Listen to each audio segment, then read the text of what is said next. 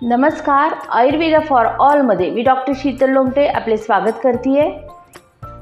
हिवाळ्यामध्ये आपली स्किन ही खूप जास्त ड्राय होत असते।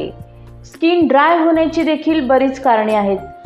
पहिलं कारण म्हणजे वातावरणामध्ये देखील रुक्षपणा ड्रायनेस आलेला असतो, म्हणून आपली त्वचा देखील ही रुक्ष व्हायला लागते।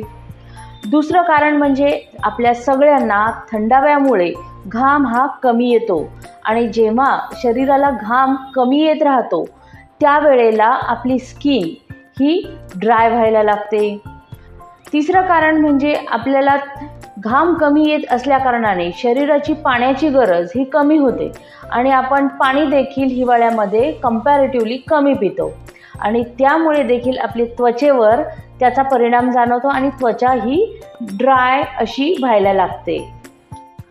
चौथं कारण म्हणजे हिवाळ्यामध्ये डेड स्किन ही लवकर निघते आणि त्याचा थर हा त्वचेवर साचत राहतो आणि त्या कारणाने देखील त्वचा अधिक रुक्ष ड्राय अशी होत राहते। तर या रुक्ष त्वचेसाठी ड्राय स्किनसाठी आपण काय आयुर्वेदिक उपचार हे घरच्या घरी करू शकतो याविषयी आज सविस्तर वर्णन बघूया।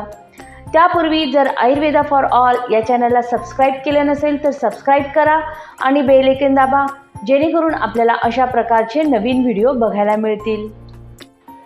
हिवाळ्यामध्ये जेव्हा त्वचा ही कोरडी व्हायला लागते त्यावेळेला प्रत्येक त्वचेची ही वेगवेगळी काळजी घ्यावी लागते। म्हणजे आपल्या शरीरामध्ये 3 प्रकारच्या वेगवेगळ्या त्वचा ह्या आहेत आणि या तिन्ही ठिकाणच्या त्वचेंची काळजी हिवाळ्यामध्ये ही वेगवेगळी घ्यावी लागते। पहिला भाग आहे तो म्हणजे आपल्या चेहऱ्यावरील जी त्वचा आहे याची हिवाळ्यात कशा प्रकारे काळजी घ्यावी। दुसरा जो भाग आहे तो म्हणजे संपूर्ण शरीरावरील जी त्वचा आहे ही वेगळ्या प्रकारची असते आणि त्याची काळजी ही हिवाळ्यामध्ये वेगळ्या प्रकारे घेतली जाते। आणि सगळ्यात शेवटी तिसरी जी त्वचा असते म्हणजे तळपाय तळहात या ठिकाणची त्वचा ही देखील वेगळी असते आणि ह्या त्वचेची काळजी देखील वेगळ्या प्रकारे घेतली जाते। तर आपण आजच्या भागामध्ये बघणार आहोत की चेहऱ्यावरील जी रुक्ष त्वचा होते, ड्राय स्किन होते, त्यासाठी आपण काय उपाय करू शकतो याविषयी। चेहऱ्याच्या त्वचेची हिवाळ्यात काळजी कशी घ्यायची याचे देखील स्टेप बाय स्टेप आपल्याला वर्णन मी इथे करणार आहे। यामधली पहिली स्टेप म्हणजे स्क्रबिंग। हिवाळ्यामध्ये डेड स्किन ही वारंवार जमा होत असते, मग ती संपूर्ण शरीरावर आणि चेहऱ्यावर देखील डेड स्किन ही जमा होत असते। त्यामुळे हिवाळ्यामध्ये स्क्रबिंग हे आपल्याला थोडं इतर ऋतूपेक्षा लवकर करावं लागतं। मग हे स्क्रबिंग आठवड्यातून इतर ऋतूमध्ये आपण एकदाच करायला सांगितलेले आहे, पण हिवाळ्यामध्ये आठवड्यातून 2 वेळा हे स्क्रबिंग करू शकतो। यासाठी देखील आयुर्वेदिक स्क्रब आपण घरच्या घरी बनवू शकतो। आयुर्वेदिक स्क्रबसाठी मसूर डाळ पीठ, बेसन पीठ, साय आणि लिंबू यांचा मिश्रणाचा वापर आपण करायचा आहे आणि आठवड्यातून 2 वेळा या स्क्रबच्या सहाय्याने आपण चेहऱ्यावर हळूवारपणे मसाज करावी। ज्यांच्या त्वचेला जास्त त्रास होतो, आग होते, अशांनी आठवड्यातून 1 वेळा या आयुर्वेदिक स्क्रबच्या सहाय्याने स्क्रबिंग हे करू शकतो। यामुळे चेहऱ्यावरील जे काही डेड स्किन आहे ती निघून जायला मदत होते व चेहरा सतेज आणि नितळ असा बनतो। दुसरी स्टेप म्हणजे चेहऱ्यावरील मॉइश्चर, जे काही स्निग्धता आहे त्वचेची ही टिकवून ठेवणे। वातावरणामध्ये रुक्षता असल्या कारणाने त्वचा देखील रुक्षही व्हायला लागते। मग यासाठी आपण नॅचरल मॉइश्चरायझर असं वापरू शकतो। मग नॅचरल मॉइश्चरायझर कोणते, तर दुधाची साय, खोबरेल तेल, बदाम तेल आणि तूप हे 4 प्रकारचे नॅचरल मॉइश्चरायझर आहेत जे आपण हिवाळ्यामध्ये आपल्या दिनचर्येमध्ये आपण वापरू शकतो। तर यापैकी रात्री झोपताना बदाम तेल किंवा खोबरेल तेल यापैकी कोणतंही एक तेल चेहरा स्वच्छ साध्या पाण्याने धुवून या दोन्हीपैकी कोणत्याही एका तेलाच्या साहाय्याने चेहऱ्याला हळूवारपणे मसाज करावी आणि ते तेल अशाच प्रकारे चेहऱ्यावर सोडून द्यावे आणि सकाळी उठल्यावर साध्या पाण्याने चेहरा धुवून घ्यावा।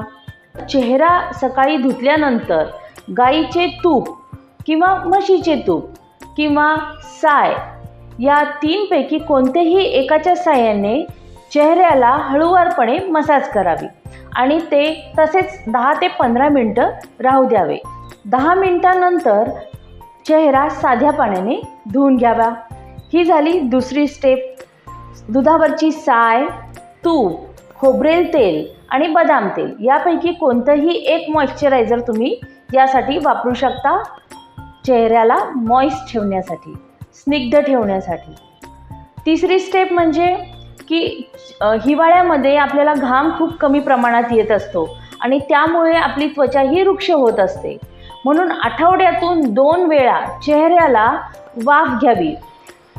ही वाफ आपण स्टीमरच्या साहाय्याने देखील घेऊ शकतो किंवा आपल्याकडे साध्या गंजामध्ये पाणी गरम करून त्या पाण्याची वाफ आपण चेहऱ्यालाही घेऊ शकतो. पण वाफ ही केवळ 2 वेळाच आठवड्यातून घ्यायची आहे आणि फक्त 5 ते 10 मिनिटच चेहऱ्याला आपण वाफ ही घेणार आहोत. चौथी स्टेप म्हणजे चेहऱ्याला लेप लावणे. हिवाळ्यामध्ये त्वचा ही रुक्ष होते आणि त्वचेवरील स्निग्धता ही कमी झाल्यामुळे आपल्याला त्वचेवर लेप लावताना देखील काळजीही घ्यावी लागते. त्वचेवर आपण कोणत्याही प्रकारचा लेप ज्या वेळेला लावत असतो त्यावेळेला हिवाळ्यामध्ये लेप लावताना आपण त्यामध्ये दूध किंवा साय यांचं मिश्रण करूनच तो लेप लावायला हवा. म्हणजे त्वचा ही लेप लावल्यानंतर कोरडीही पडणार नाही.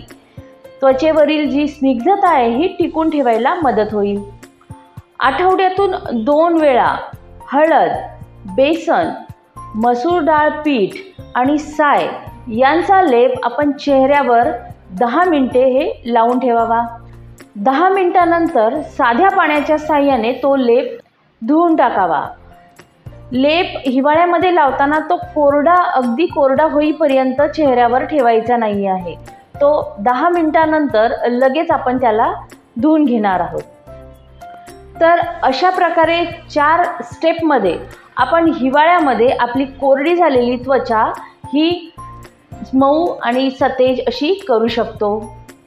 संपूर्ण शरीरावरील त्वचेची हिवाळ्यामध्ये कशी काळजी घ्यायची याविषयी आपण पुढील व्हिडिओमध्ये बघूया. तसेच तळपायांची जी काही काळजी आहे ही हिवाळ्यामध्ये कशी घ्यायची हे देखील आपण पुढील व्हिडिओमध्ये बघूया. तर आजचा व्हिडिओ तुम्हाला कसा वाटला मला कमेंटमध्ये लिहून नक्की पाठवा आणि आपले काही प्रश्न असतील तेही तुम्ही मला कमेंटमध्ये विचारू शकता. व्हिडिओ आवडल्यास लाईक करा, शेअर करा आणि सबस्क्राईब करा. धन्यवाद.